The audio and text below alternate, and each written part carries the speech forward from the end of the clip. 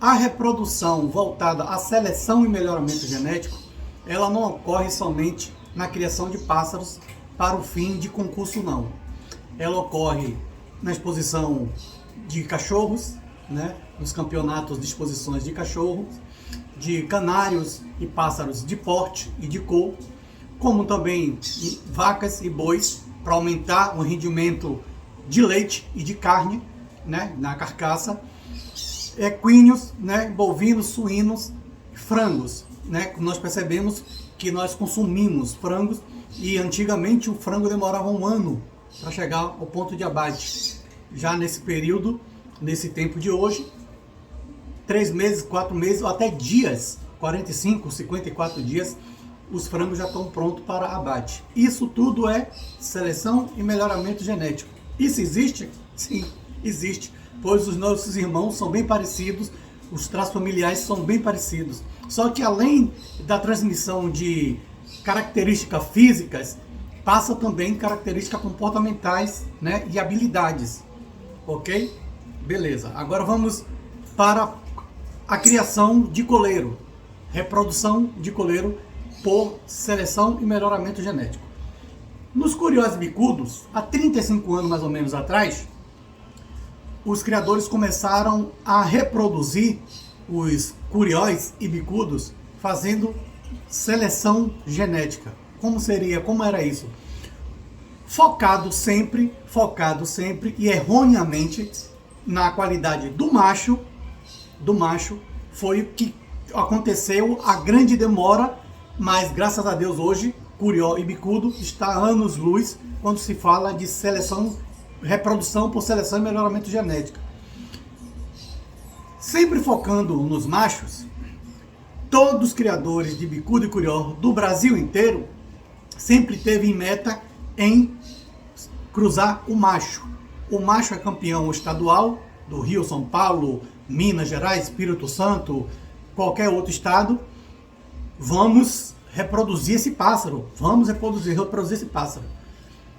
O bicudo é campeão brasileiro, estadual. Vamos reproduzir esse pássaro.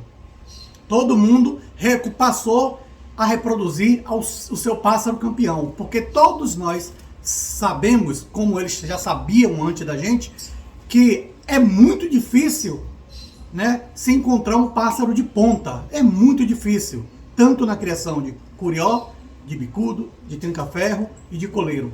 Todos nós sabemos, todos nós somos criadores, nós destacamos nos nossos 30, 50 anos de reprodução ou de participação em torneio, de criação, melhor dizendo, tivemos 2, 3 pássaros acima da média dos outros. Outros bons, sim, mas excepcionais, 2 ou 3 pássaros. Então, 30 anos não é de idade, é de criação, é de reprodução, 50 anos de criação e reprodução. E o cara teve só 3, 4 pássaros excelentes, vários outros bons, mas acima da média, 3, 2, 4. Visando isso, eles começaram a cruzar os machos campeões, pois que se destacavam, os destaques eram no torneio, e quem participava do torneio, logicamente, eram os machos. Só que aí, cruzavam, nasciam os filhotes, esperavam os filhotes ficar adulto, e aí, nada. Muito distante do comportamento dos pais. Cara, eu tô cruzando e não nada. Já tirei um filhote macho, nada. 2 filhotes, já com outra fêmea, nada. Já com outra fêmea e nada. E aí foi se passando o tempo na criação de curió e de bicudo. Se passando o tempo. E até que chegou um ponto que as fêmeas, filhas desses pássaros, que eram deixadas de lado, né? Eram deixadas de lado porque sempre focava no macho. E quando passou a reproduzir, curió e bicudo lá 30, 35 anos atrás, por seleção genética, por melhoramento genético, focava no macho, cruzava com qualquer fêmea. Qual eram as características, qual era a qualidade que se buscava na fêmea naquele período? E até hoje muita gente erroneamente ainda faz, mas já diminuiu muito. A fêmea primeiro tem que reproduzir. Você tem uma fêmea boa aí? Tem, pô, não sei quem tem uma fêmea excelente. Viajava para São Paulo, pro Rio, para Bahia, pro interior, lá dos Cafundós do Judas para buscar essa fêmea excelente. O que era a fêmea excelente? Uma fêmea que baixava, uma fêmea que reproduzia.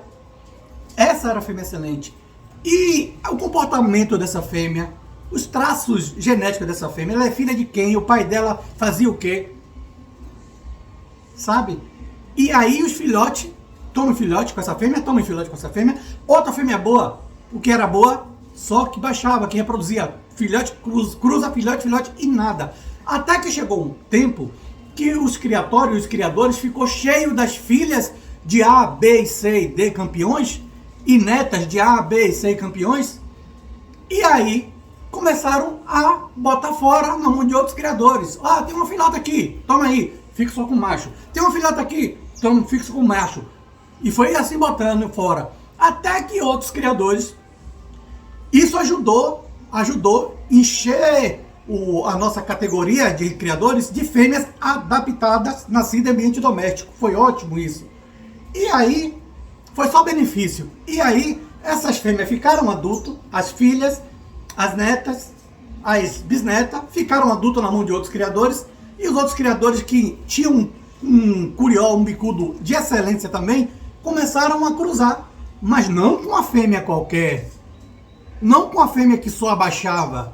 A fêmea que era filha, neta e bisneta de fulano de tal, de lá de São Paulo, que tirou e ficou com o macho, porque o dele era campeão paulista, segurou o macho e botou a fêmea fora. Só botou a fêmea fora na mão de um criador do Rio, que tem um campeão do Rio. E aí cruzou com a filha do campeão de São Paulo. E aí, meu irmão, depois de 5, 10 anos, 15 anos, 20 anos, começou a pipocar. É filho de fulano de tempo, é filho de fulano de tal, o filho de fulano de tal deu bom. E ainda se insistia nesse erro. Não, o filho de fulano de tal tá dando bom, tá dando bom.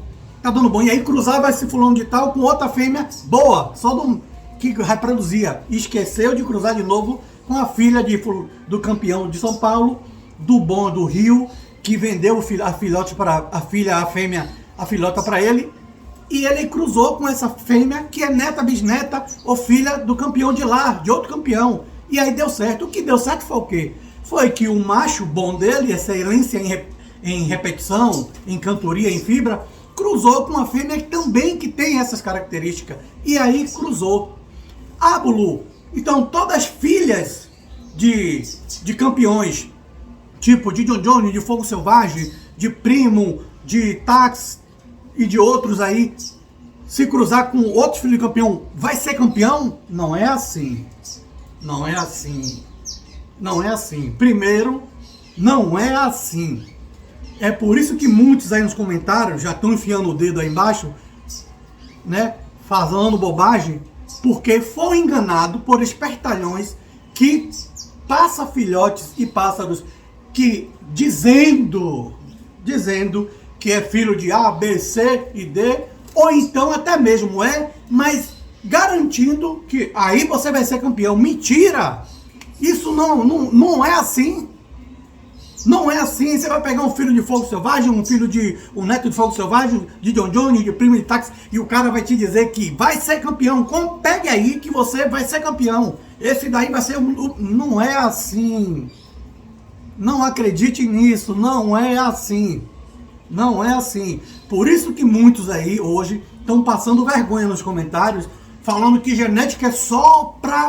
Não é. A genética não tem nada a ver. O que tem a ver é o caráter de quem você pegou. O que existe aí entre genética e a negociação que você fez, não é a genética que não existe. A genética existe, você tá aqui, você existe, eu existo por causa da genética. Nosso pai passou pra gente. Não somos parecidos com nossos pais? Com nossas mães? Não é a genética. Não tem nada a ver com a genética. Tira a genética, assuma que você errou e pegou na mão de um mau caráter, charlatão. Entendeu? O problema são dois problemas. Você errou primeiramente, pegando na mão de qualquer um e acreditando em fábulas, né? O erro seu e depois o erro de quem passou falando essa abobrinha aí. Então não tem nada a ver com genética. Existe um trabalho sério de genética e primeiro tem que entender o que é genética. Vamos lá. E aí, depois de um tempo, começou a surgir filhos e filhas de bicudo e curió de excelência. De excelência. De excelência. E aí, o que aconteceu? Os criadores de curió e bicudo começaram a mapear.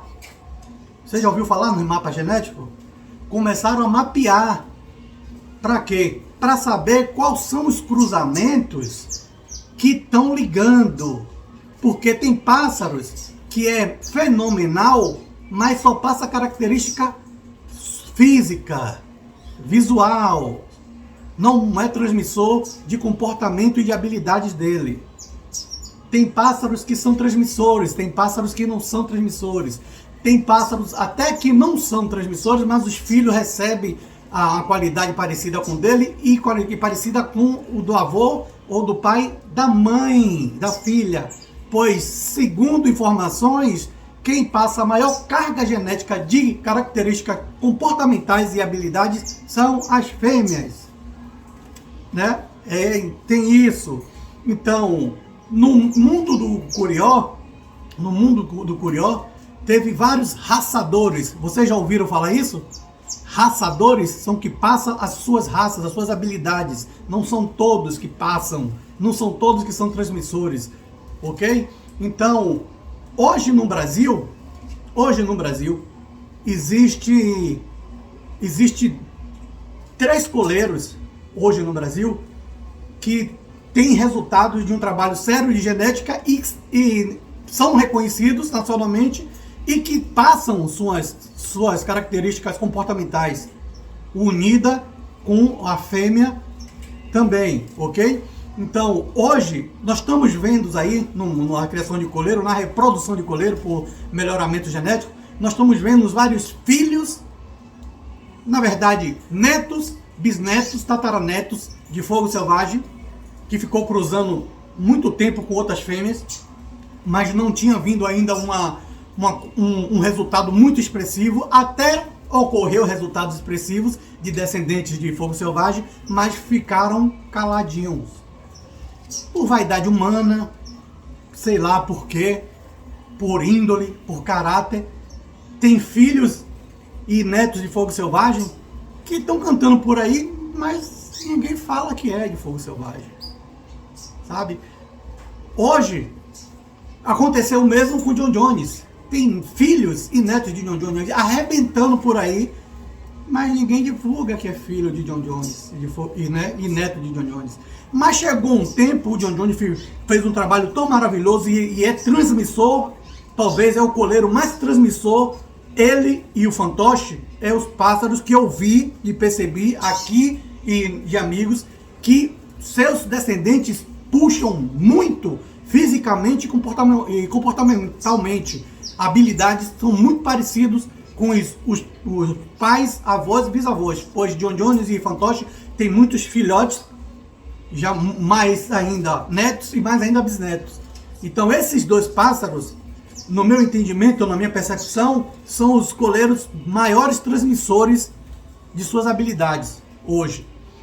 E chegou um ponto que quase que ficou impossível de negar que é um descendente de John Jones, de fantoche, de primo, né, de prime, de tax, que está arrebentando, porque tem muitas fêmeas já maravilhosas aí, com carga genética maravilhosa, e todo mundo está acertando um cruzamento. Aí é que está o segredo.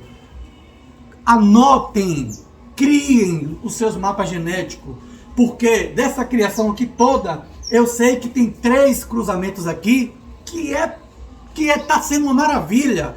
Tem 3 cruzamentos aqui, tem combinação de 3 sangues aqui, que tá saindo o que eu tanto esperei, sabe? Então, o melhoramento existe? Isso, pelo amor de Deus, isso não é nem para ser comentado. A seleção genética dá resultado, a reprodução dá resultado, sim. O que é que não dá resultado? O que não dá resultado é você comprar na mão de picaretas que vai te vender sonho, dizendo que é filho de A e B e não é nada. E se for, vai dizer que vai ser campeão, não é assim. E o problema tá aí. É aí que está o problema quando se fala de genética. Eu vou dizer que é filho de A e B para o custo eu vou dizer que é de A e B. Realmente é de A e B, e eu vou dizer que ele vai ser campeão agora com esse filhote. Não é assim. Não é assim, por que não é assim? Por que não é assim, Bulu? Os pássaros são diferentes. São diferentes. Mas ainda existe uma aprendizagem de condução desses pássaros. Lidar com pássaros nascidos em ambiente doméstico é outro trâmite. Tem gente adquirindo filhotes aqui e deixando ficar doente, enfiando só milheto. Meu Deus do céu, Jesus. Passou, gente. Isso passou. Evolução extrusada. Mix de semente balanceado. A alimentação aqui é mista, sempre. Porque os pássaros foram construídos por Deus para comer grãos. Ok? Então, mix de semente balanceadíssimo. E a ração extrusada com nível de proteína assim, ok. Complementação com farinhada excelente. Mix de cálcio, farinha de ostra ou farinha de casca de ovo ou osso de ciba, sempre na gaiola, igual como se contém água. E uma fonte de mineral sempre na gaiola. Glitten, aquela areazinha que tem carbonizada de acordo com o tamanho, o grão, de acordo com o bico do pássaro. Coleiro pequeno, né? Curió, bicudo, médio, sabiá, trinca-ferro um pouco maior. É assim. Por isso que não é assim. O pássaro pode até ser um fenômeno, mas você não vai saber conduzir. Então é bom ir meter nas caras e buscando informação de como lidar com esses pássaros. O que os amigos estão mais pecando é a condução de filhote até ficar adulto. Ok? Adaptação, os pássaros se acostumar com a área externa. Respeite, coleiro, torneio, só na segunda muda de preto.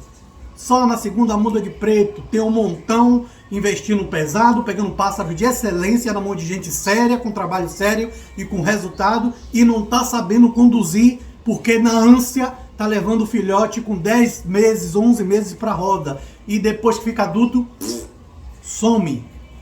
E aí não tem a humildade de dizer, porra, eu vacilei, eu não soube conduzir, vou meter as caras aqui na internet, vou buscar para ver como é, para eu não cometer mais esse erro. Ok? Um abraço, gente. Fica com Deus.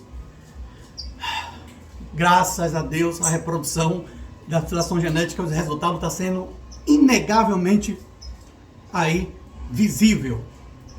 Um abraço a todos.